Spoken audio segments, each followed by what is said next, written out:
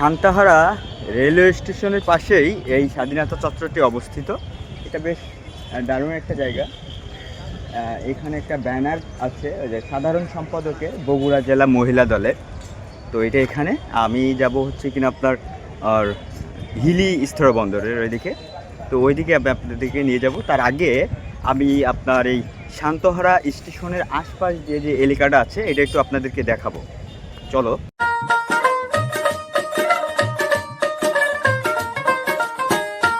আমি যেখানে আছি এটা হচ্ছে সান্তহারা একটা পৌরসভা। এখানে একটা বিশাল জনসন আছে।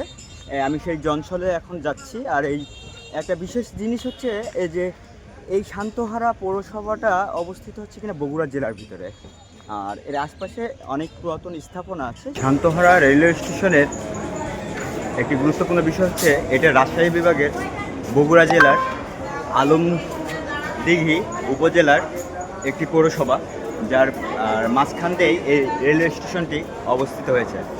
এই সান্তহারা স্টেশনটির আর শুরুতে যখন শুরু হয় তখন এটার নাম ছিল সুলতানপুর।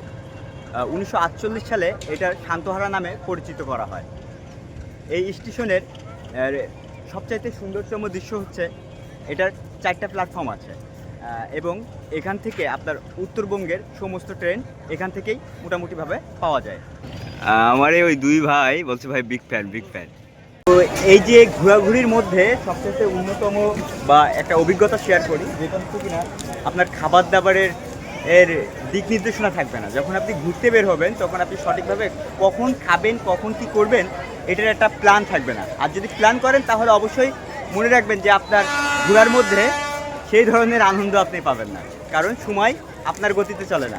যেমন এই ট্রেনটা, আমি যে ট্রেনের অপেক্ষা করছি সেই ট্রেনটা কখন আসবে এখনও পর্যন্ত জানি না। আর এই কাকাকে আমি যখন জিজ্ঞাসা করলাম যে আমার ট্রেনটি কখন আসবে, তখন তিনি আমাকে বলল যে ট্রেনের সময় আরও অনেক আগেই চলে গেছে।